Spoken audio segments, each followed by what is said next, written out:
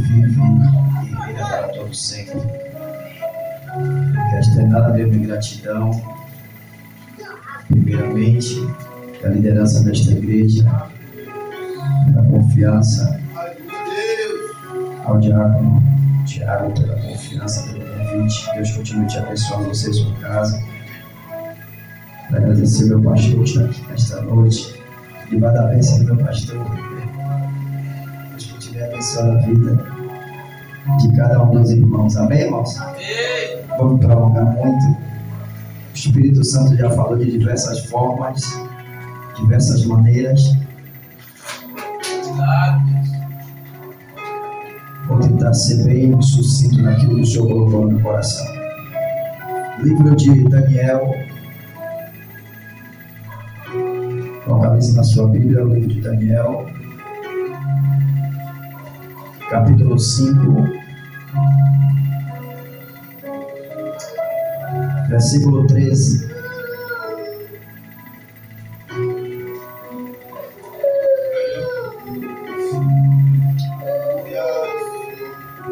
Daniel, capítulo 5, verso de número 13. Quem achou, diga amém. Está escrito assim: então Daniel foi introduzido à presença do rei. Falou o rei, dizendo a Daniel: és tu aquele Daniel, um dos filhos dos cativos de Judá, que o rei, meu pai, trouxe de Judá? Pergunta. Versículo 14: porque tenho ouvido dizer a teu respeito que o Espírito dos deuses está em ti, e que em ti se acham a luz, o entendimento e a excelente sabedoria.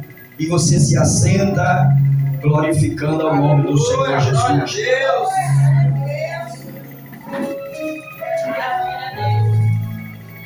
Glórias a Deus.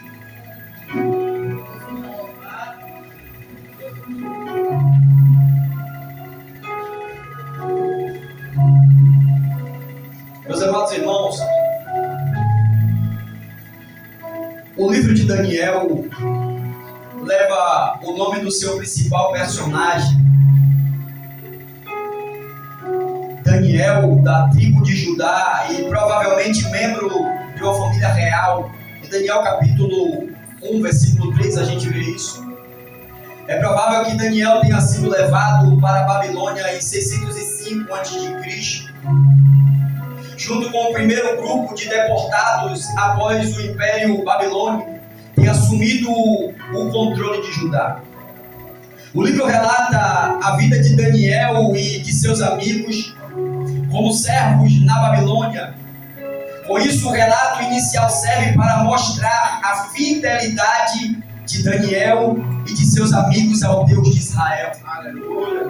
Repare que o livro ao qual leva o seu nome vai mostrar no capítulo 1 que Daniel, quando ele é levado para a Babilônia juntamente com seus amigos, na primeira leva, a qual Nabucodonosor sitiou Jerusalém, sitiou a cidade de Judá e levou cativo o povo de Israel, porque o próprio Deus pegou o povo, a nação, porque estava desobedecendo a sua palavra e entregou na mão de um rei chamado Nabucodonosor.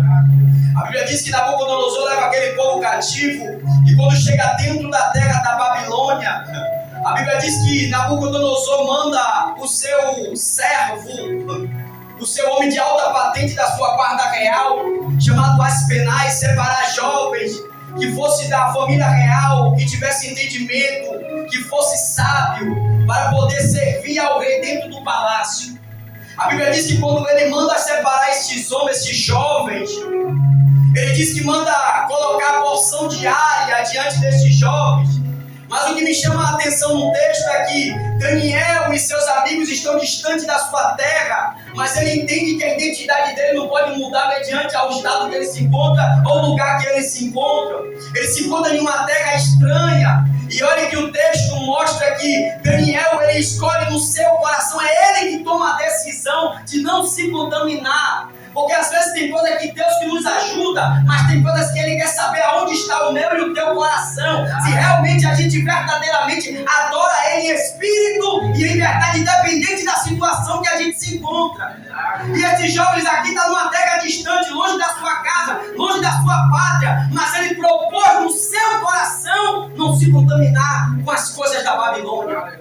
Glória seja dada ao nome do Senhor. Daniel propôs no seu coração e mais 3 jovens vêm com ele. É porque a gente conhece esse jovem como nome babilônico. Mas é Ananias, Misael e Azarias. A gente conhece como Sadraque, Mesaque e Abednego. A gente pronuncia muito o nome dele como nome de quê? Nome babilônico. Já reparou que a gente nunca se lembra de Ananias, Misael e Azarias pelo nome real dele? A gente quando prega, a gente sempre fala o nome babilônico. É Sadraque, Mesaque. Olha que interessante. Tem gente que guarda mais as coisas da Babilônia do que as coisas de Deus. Tem gente que coloca mais na sua mente aquilo que é de lá de fora do que aquilo que é de dentro da casa de Deus. E a gente precisa aprender que a nossa mente tem que estar focada nas coisas de Deus, não nas coisas de lá de fora. Eles estão distantes da sua terra, mas a mente dele não está naquele lugar. A mente dele está em Jerusalém, a mente dele está em Judá, o pensamento dele está no Deus de Israel. Ele entende que a sua identidade não pode mudar mediante o estado que ele se encontra. E ele vai provar isso no texto. Coloca a porção diária, eu não quero me contaminar. Mas o interessante é que Deus, Ele usa estratégias e dá estratégia a todo aquele que pede a Ele sabedoria. A Bíblia diz que Daniel ele vai ter sabedoria, porque Ele pede que o experimente. Ele não pede para ficar sem comer. Ele diz que pede que o experimente para ele comer só legumes. Eu quero comer só aquilo que brota da terra, o que é natural da terra. Eu não quero comida contaminada da Babilônia. A Bíblia diz que quando eles se alimentam daquele alimento que ele pede às penais, que o propõe a comer, e as penais ele cede, a Bíblia diz que eles quando comem, ele fica mais robusto do que aqueles homens da Babilônia, aqueles jovens. Repare que não só tem eles 4 de Israel, tem mais jovens com ele. Não só tem eles 4, tem mais. E tem pessoas que é assim no meio de Deus, no meio do povo de Deus. Alguns escolhem não se contaminar, mas outros querem se contaminar. Outros cedem para o diabo, mas tem outros que dizem: eu permaneço na posição. Eu permaneço obedecendo independente da circunstância, independente da situação que eu estou vivendo. Eu prefiro obedecer, porque obedecer é melhor do que sacrificar. Porque quem obedece a Deus, independente da situação que se encontra, da escassez, da prova que se encontra, Deus tem honrarias grandiosas para entregar. Só que tem pessoas que pelo momento que ela está passando, ela prefere ceder à tentação do diabo do que permanecer fiel a Deus. E nós precisamos aprender com esses jovens, porque eles nos ensinam uma grande lição. Está dentro da Babilônia, mas é fiel a Deus. Está longe da sua casa, mas permanece fiel a Deus. São jovens, mas são fiéis a Deus. Irmão, eu tenho passado uma situação terrível. E quando eu meditei nessa palavra, eu falei: meu Deus, o Senhor fala com a gente nos mínimos. Deus tem me colocado em uma prova, irmão, terrível.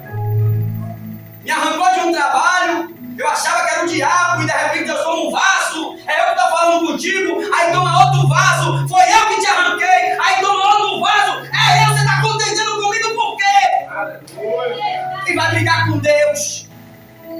Só que as pessoas que não entendem o trabalho de Deus na sua vida te julgam. Você é preguiçoso. Você não quer trabalhar, mas não entende a forma que Deus trabalha na vida do irmão. Aí a coluna trava, irmão Jefferson. 5 dias dentro de casa, de cima de uma cama. Ninguém sabe. Ninguém vê. É a prova de Jeová. Aí de repente 2 nas pernas. A coluna aperta as pernas. Aí você fica em pé meia hora, dá vontade de sentar.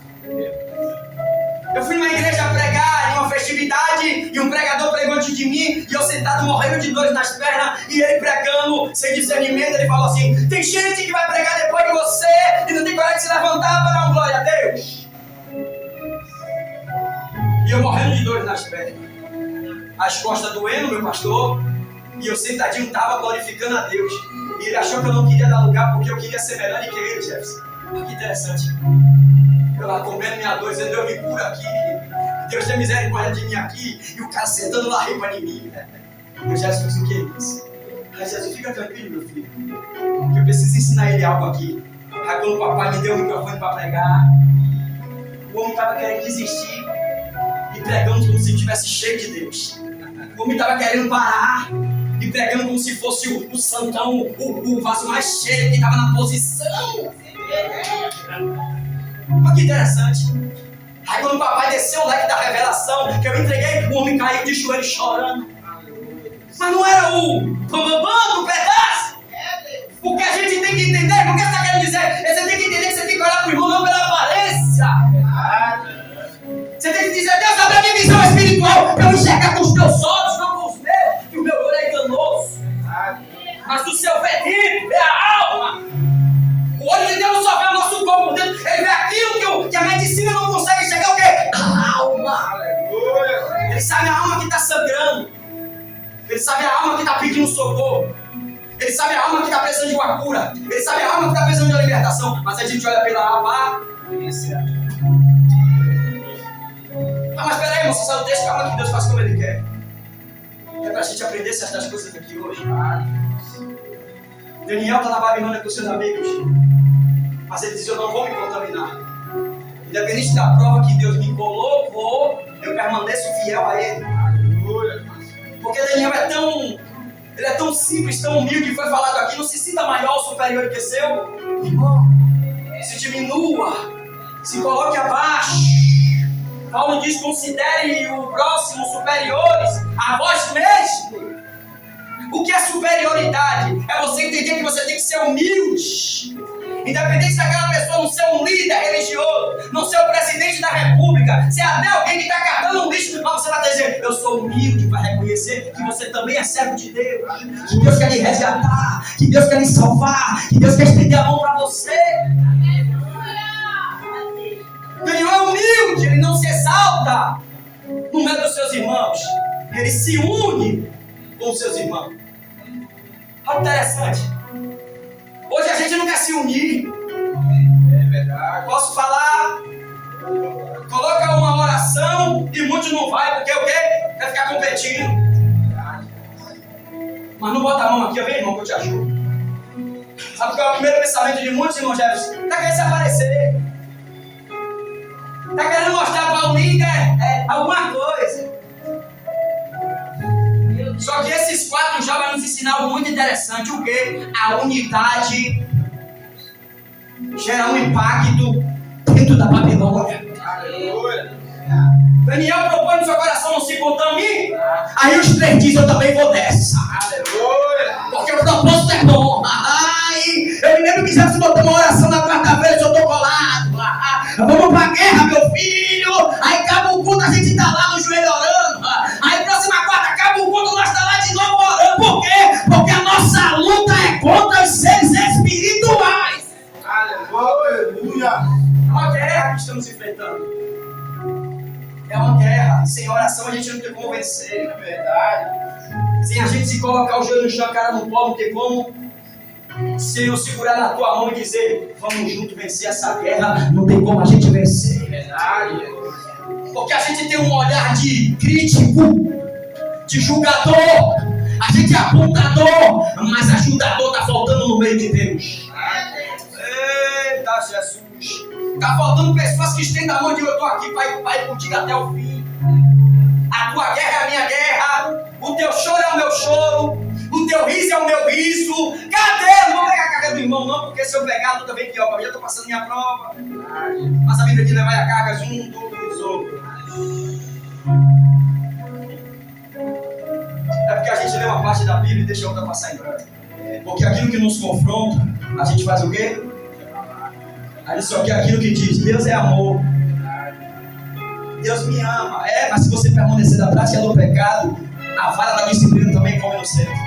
Isso. Se você permanecer no erro, se você comer as iguarias do rei Nabucodonosor, se você escolher se contaminar, o papai também tem uma vara, tem um cinto para poder também te corrigir. Aleluia. E a gente não quer correção. A gente quer a bênção. Mas De qualquer jeito não tem como alcançar a bênção. É necessário se consertar. Ele disse, eu não vou me contaminar os três, eu também não vou. Vamos fazer o quê? Vamos nós quatro fazer o propósito. Vamos se unir aqui em oração. Vamos se unir aqui no propósito do jejum. Vamos se unir aqui na consagração. Para quê? Para que Deus venha nos dar vitória no meio dessa situação. Para que Deus venha nos dar força no meio da situação que a gente se encontra. Para que Deus venha nos dar revestimento no meio da situação que a gente se encontra. Sabe por quê? Porque o diabo não brinca. Ele está passando a rasteira em muitos aí.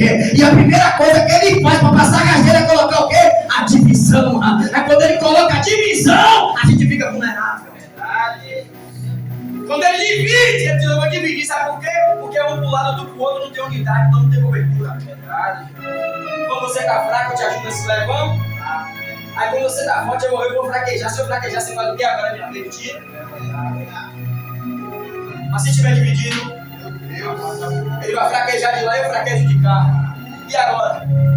Aí é seta lá e seta cá. É dado inflamado lá e dado inflamado cá. Aí um cai de lá, outro cai de cá. O diabo vai vencer na batalha. E nós precisamos nos unir a cada dia. Glória a Deus. Os quatro. É tão obediente a Deus que recebe de Deus o que os outros não receberam. Daniel recebe uma sabedoria tremenda. É por isso que muitas das vezes gera inveja de certos irmãos. Porque às vezes um Deus derrama mais algo, porque ele decidiu não se contaminar e buscar mais a Deus, e o outro decidiu estacionar. Essa situação que eu me encontro tá bom para mim. E o outro está dizendo, não, a porta está difícil de abrir, eu arrombo ela. Aleluia. O acesso está difícil, eu vou forçar a porta para poder entrar. A luta está travada, eu vou forçar mais para poder vencer essa situação. E tem outro que não. Aqui está bom. Mas quando Deus resolve lhe abençoar, aí diz, caiu de paraquedas. Foi da noite pro dia, foi nada. Não sabe a prova que você passou, não sabe o que você enfrentou, não sabe o quanto você forçou para a porta abrir. Aí quando as peças começam a cair, aí o que está olhando invejoso está dizendo, olha lá, está querendo se amostrar, está querendo se aparecer, mas não entendeu o processo que você passou e a obediência que você fez. Glória a Deus.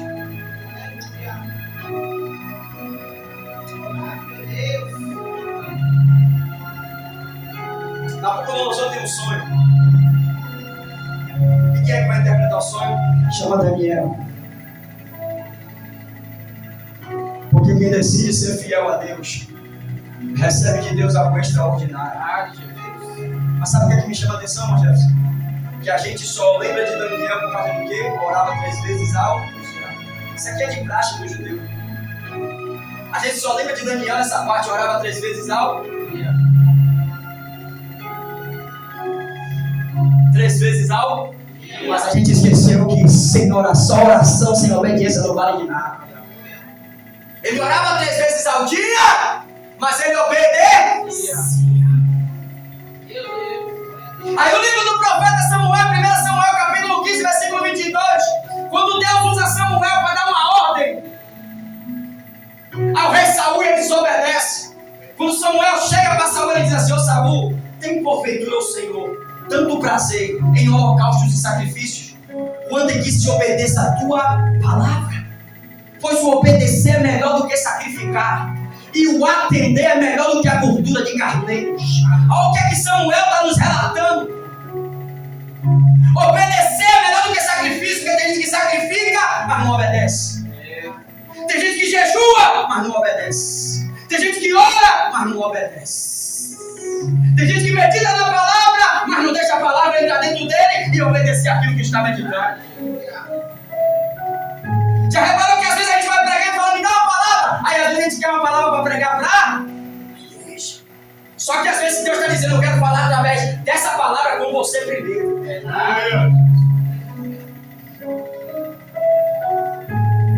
E o que é interessante que me chama a atenção nesse texto é a obediência, mesmo em meio a tantas situações que eles vêm passando.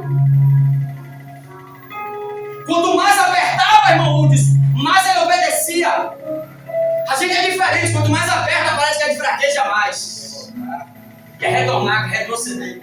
Ele não, o negócio está estreito. Se levanta contra a vida dele. Arma cilada contra Daniel. Mas eu vou continuar, eu vou obedecer. A prova disso é que quando levanta ele, como um dos líderes maiorais dentro da Babilônia, alguém vai ficar com inveja e vai armar cilada contra Daniel. Mas Daniel permanece o quê? Em oração. Estão invertendo contra a minha vida, mas eu permaneço orando a Deus. Continua se levantando contra a minha vida, mas eu permaneço em oração a Deus. Eu posso trazer para nós aqui.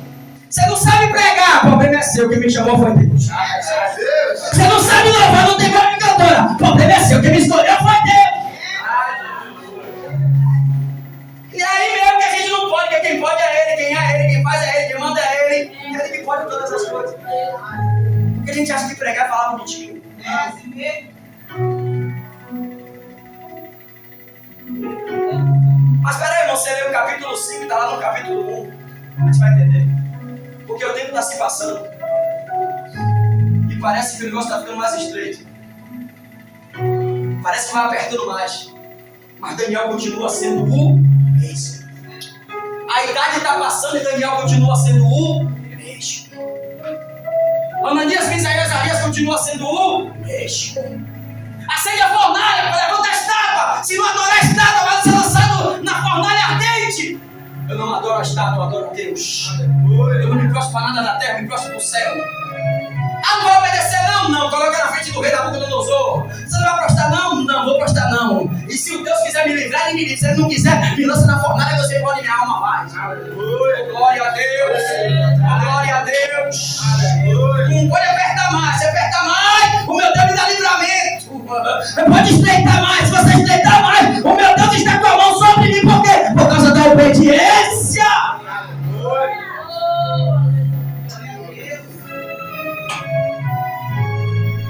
E a obediência não reflete só em nós, reflete na nossa casa, reflete nos nossos filhos, reflete no casamento, reflete nas bênçãos que a gente recebe. A obediência reflete em tudo. Tem gente que fala que a oração é a chave da vitória. Isso é mentira. A chave da vitória é a obediência. Porque Jesus diz vigiar e orar sem vigilância não adianta nada. Primeiro você vigia, depois você ora. Porque tem gente que ora um dia todo, mas quando levanta, fala mal da vida dos outros. É fofoqueira, fala tanta coisa que não deve. Então isso não é vigilância. É que adianta, orou tanto pela vida da pessoa e depois já fala mal daquela mesma pessoa. É que adianta. Não adianta, jogou a oração toda fora. Porque Deus está de lá olhando e está dizendo, você não estava orando pela irmã agora? Você não estava orando pelo irmão agora? E agora está falando mal do irmão? E eu preciso aprender muito também dessas coisas. Porque às vezes tem certos comentários que a gente acha que é o quê? Sutil. É besteira. Mas quando a gente vai ver, lá no céu está surgindo um efeito tão grande. Porque às vezes a gente quer fazer justiça com as forças da nossa própria vida. A gente acha que é o justiceiro, tem gente que é o justiceiro. Que acha que vai consertar tudo. E a gente não conserta. Ele está dizendo, eu obedeço a Deus. Primeira coisa é obediência, vigilância. E depois, oração. Não vai obedecer não? Não me prostro para estar. E o que é que vai fazer? Aumenta o nível de fogo da fornalha. Tu lança lá dentro. Mas quem é obediente não teme. Quem é obediente permanece na posição. Independente da pressão que está passando. Independente da pressão que está sofrendo. Quem é obediente permanece na posição. Pode jogar na Nabucodonosor, joga lá dentro, quem está lá? Jesus está lá dentro esperando eles.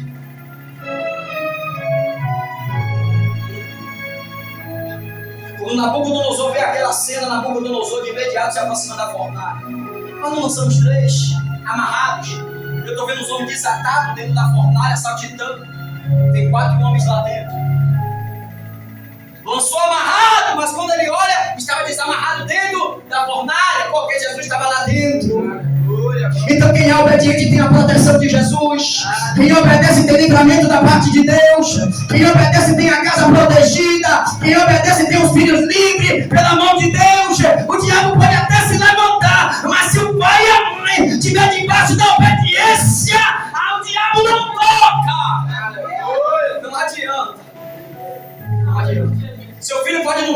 presença. Mas se você está e está debaixo da obediência, não se preocupa não que o papai está guardando. Não se preocupa não que o papai está fazendo a obra. Alguém aqui crê junto comigo nisso aqui? Não se preocupa não, porque se você está debaixo da obediência e tem alguém lá desviado, pensando até em parar, ou até já parou, já desistiu, ainda que esteja longe, Deus se encarrega de fazer a obra. Olha para o seu irmão, que o Espírito Santo está falando. Eu sei que é difícil dar um glória. Mas aqui é para a gente aprender a obedecer a Deus, independente da situação que a gente se encontra. Independente da situação que você se encontra, permaneça obediente ao seu Deus. Permaneça na posição que você foi chamado. No capítulo 5, agora nós lemos, o rei Belsazar dá um banquete, o filho de Nabucodonosor, e ele começa a beber dos vinhos, como se ele não se contentasse, ele quer zombar das coisas de Deus. Ele manda ir no depósito onde seu pai guardou os utensílios da casa do Senhor, porque quando você consagra algo aqui a Deus, ele é purificado. Aleluia, Jesus, verdade, Senhor. E os utensílios da casa do Senhor ele manda pegar para quê? Para se deliciar com os vinhos dele, os vinhos da Babilônia. A Bíblia diz que quando ele começa a se deliciar com aqueles vinhos na taça de ouro da casa do Senhor, nos utensílios da casa do Senhor, uma mão escreve na parede. Aleluia, glória a Deus. Quando a mão escreve na parede, houve-se um temor na vida daquele rei. Ele fica desesperado, sem saber o que fazer. Ele está atônito, ele está apavorado. E chama quem? Chama os astrólogos. Chama os adivinhadores da Babilônia. Jesus. Não se preocupa não que vai ter situação que Deus vai se encarregar de introduzir gente aqui. Porque o mistério que Deus tem para desvendar lá, Ele vai levar você. É você que Ele vai usar. Vai ter situação que Deus vai levar crente aqui. Desceu quentinha do céu agora. Para vir aqui falar para a igreja. Toma posse nesta noite. Vai ter situações que Deus vai criar para te introduzir, para te usar, para o propósito dele naquele lugar. Glória a Deus, aleluia.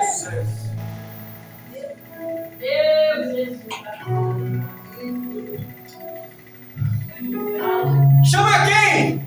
Chama agora Daniel. Quando Daniel é introduzido na presença do rei Belsazar, a pergunta que ele faz: glória a Deus.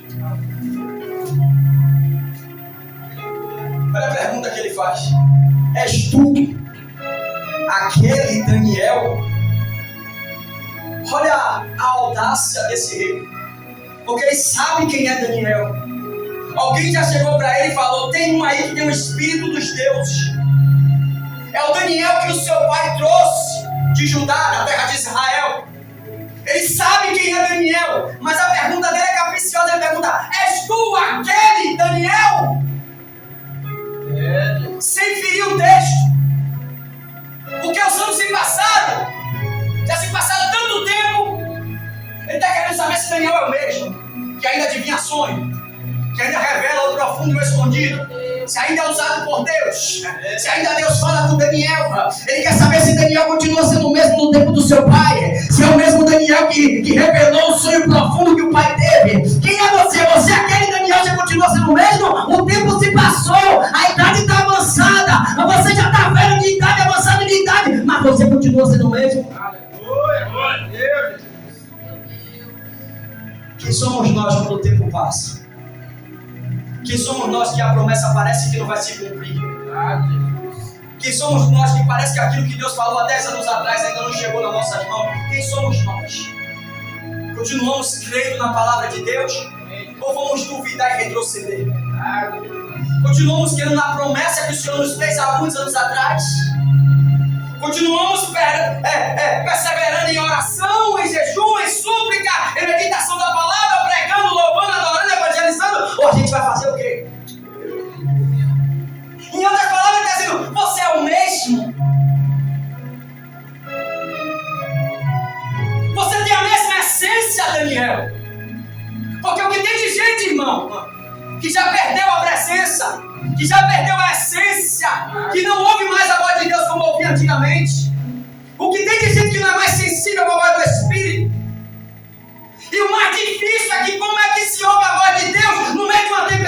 tempestade, no meio de uma tribulação? Como é que vai ser sensível à voz de Deus no meio de uma prova?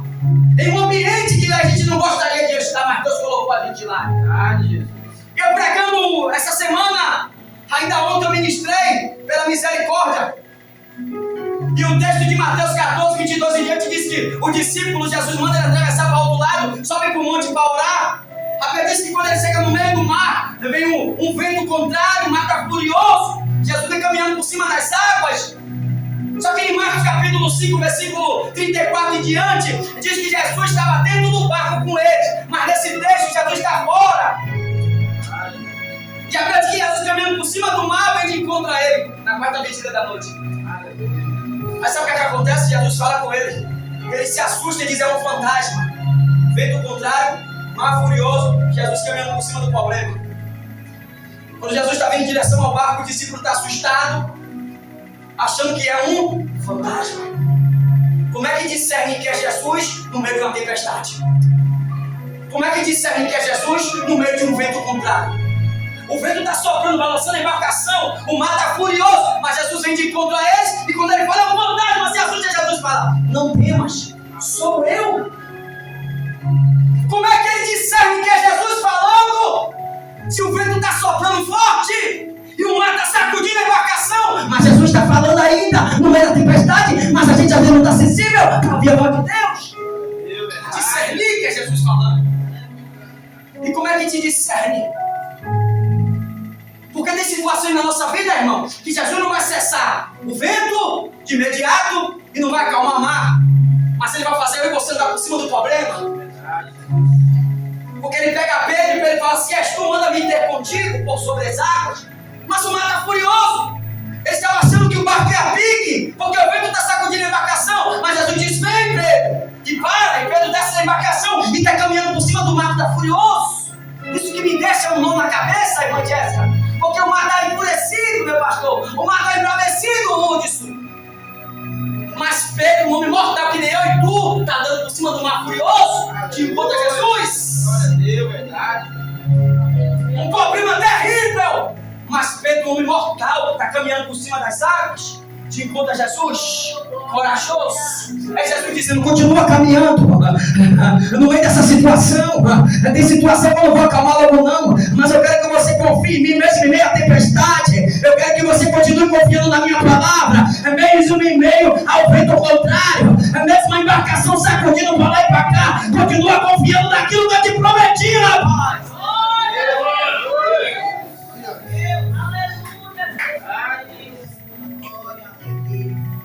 Ele caminha de enquanto ele está já olhando para Jesus, o vento já está lá. O mar está embravecido já lá. Jesus, quando vem, vai em direção a Jesus, não afunda. Aí a Bíblia diz que quando ele sentiu o vento, ele começa a afundar, porque ele deixou de olhar para Jesus. Porque no meio da tempestade, em certas situações, a gente deixa de olhar para quem? A gente olha mais para o problema, a gente coloca Jesus lá embaixo, o problema lá em cima. A gente diz: nosso Deus é pequeno mediante esse vento. Ele está dizendo: eu sou dono do vento, rapaz. Eu sou dono do mar. É eu que mando. Quando eu falo até ele me obedece. E às vezes a gente não confia naquilo que Deus fala conosco. Mas esses 4 jovens confiam na palavra de Deus. Eu não estou fugindo do texto, porque está tudo entrelaçado. É a palavra de Deus que você tem que confiar. Lembra que Pedro não pescou a noite toda, não pegou nada. Aí chega Jesus, que ele nunca tinha conhecido Jesus na vida. Mas ele entendeu que aquela palavra era diferente. Quando Jesus senta no barco de Pedro, ele fala: afasta da terra aí, Pedro. E agora lança no mar. Lança a rede de novo aí, vá. Aí Pedro está dizendo: eu entendo de pesca. Pedro entende de pesca. Pedro entende de tempo ruim, de tempo bom. Pedro entende de mar quando está dando peixe. Mas naquele dia Pedro não pescou nada. Aí chega um homem desconhecido, irmão, Jesus no barco de Pedro, e diz assim: lança a rede. Sabe o que me chama a atenção? Pedro não conhecia Jesus, mas ele fala: mas segundo a tua, eu lançarei. Porque aquela voz é diferente. Abraão, quando ele chamou Abraão não conhecia Deus, mas quando Deus chamou Abraão, eu disse: essa voz é diferente. Eu estou acostumado com os deuses do meu pai, da minha família, mas alguém falou comigo diferente. E quando Jesus fala conosco, a gente compreende a voz dele, que é ele falando conosco. Mas a gente está vivendo mais as provas que a gente passa, as provações que a gente tem enfrentado, e a gente deixa de olhar para Jesus e de lembrar daquilo que ele já falou conosco lá atrás.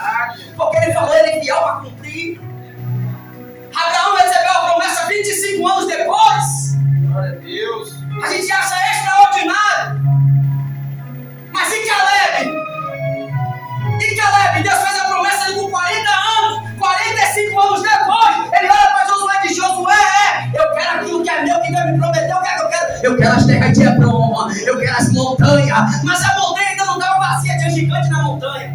O cara está com 85 anos de idade. Aí alguém olha para ele e fala, você tá velho? Ele fala, tô velho não, ainda tem um vigor de um jovem para lutar e tomar o que é meu por herança. É verdade. Eu vou tomar o que é meu, porque quem me prometeu garante. Se ele disse que era meu, vai ser meu. A minha idade, o tempo que passou, não vai pedir de eu tomar posse daquilo que ele me prometeu. E das montanhas, Josué. Mas a montanha tem gigante, e daí? Eu derrubei o gigante lá atrás, vou derrubar esse agora? Aleluia, glória a Deus. Quantos gigantes a gente já derrubou, irmão? Se você olhar para você agora, você vai dizer, poxa, lá atrás eu pensei que aquele dia eu não ia suportar, eu ia desistir. Aquela situação que eu passei, parecia que eu não ia suportar, que eu não ia permanecer de pé, mas só você aqui de novo. Aí veio outra prova, você, eu não vou suportar. Aí Deus te deu força de novo, ó você aqui de novo. Aí vem outra provação, é provação por cima de provação, é peleja por cima de peleja, é gigante por cima de gigante. Aí a gente só lembra do gigante que já me derrubou. Mas isso é um e Og, que Josué matou junto com Caleb. A gente se lembra desses dois? E Og que tinha 4 metros de altura e 1,20 m de largura, que a cama era de ferro. A gente se lembra desse homem? Quantos gigantes vocês já derrubaram? Eu já derrubei. Você acha que Deus vai descer a gente agora? De mão beijada? Você acha que a promessa não vai se cumprir agora? Porque esse gigante que se levantou, essa prova que se levantou agora, parece que é maior do que as outras anteriores. A mesma força que ele deu a gente lá atrás, ele vai dar hoje de novo. A mesma promessa que ele fez lá atrás, ele me traz aqui para te lembrar de novo que a promessa ainda está de pé. Ele me traz aqui para dizer para a igreja de novo, aquilo que eu prometi eu sou fiel para cumprir. O que eu disse que eu ia te dar, eu vou te dar. Aleluia, glória a Deus. Glória a Deus. Mas permaneça sendo o mesmo. Permaneça sendo a mesma. Permaneça obedecendo. Permaneça fiel ao seu Deus. Porque o Deus que você serve não é homem para que minta. E nem tampouco o filho do homem para se arrepender daquilo que ele fala. Creia tão somente. Está difícil de alcançar. Porque às vezes a promessa está aqui, ó, irmão. Só uma ilustração. E aqui eu vou encerrar. Deus tirou o povo do Egito para ir para a terra. A terra está aqui. Tem um caminho mais próximo que é a terra dos filisteus, terra de guerra. Só que tem outro caminho mais extenso que é o deserto. A Bíblia diz que eles queriam ir pela terra dos filisteus. Deus disse, por aí não, você não está preparado para a guerra ainda. Eu preciso te preparar. E como é que se prepara um guerreiro para a guerra? No deserto. Arrudeia. O lugar vai ser mais extenso, mas tem o quê? Tem eu com você. Tem a minha proteção. Tem livramento. Eu te guardo, eu te protejo. No deserto tem o quê? Tem maná do céu, tem nuvem para proteger, tem fogo para proteger, para aquecer. Tem o que mais? Tem água saindo da rocha. Aí quando chega lá na frente, o faraó pensa que vai matar todo mundo. Aquela nuvem e aquele fogo se revela. Era 2 anjos. Pode ler o anjo que você vai ver, era 2 anjos protegendo o povo. A nuvem era um anjo, protegia por cima, e a coluna de fogo é o outro anjo embaixo, que protegia por baixo. Olha onde Deus está te cercando, porque aquele que habita no esconderijo do Altíssimo, a sombra do Onipotente descansará. Se você está guardado em Deus, o diabo não toca, nem você e nem os teus. Arrudeia o deserto, que eu vou te levar até o propósito. Que nesta noite nós possamos sair daqui tomando posse desta palavra, porque o que nós temos visto hoje é mais revelações extra-bíblicas do que gente crendo na mensagem pregada. Creia na palavra do Senhor, porque a palavra de Deus é o suficiente. Não é que Deus não use, Deus usa sim, no oculto, no profundo e no escondido, mas a palavra do Senhor ainda é a bússola do crente. Eu agradeço a minha rica oportunidade em nome do Senhor Jesus.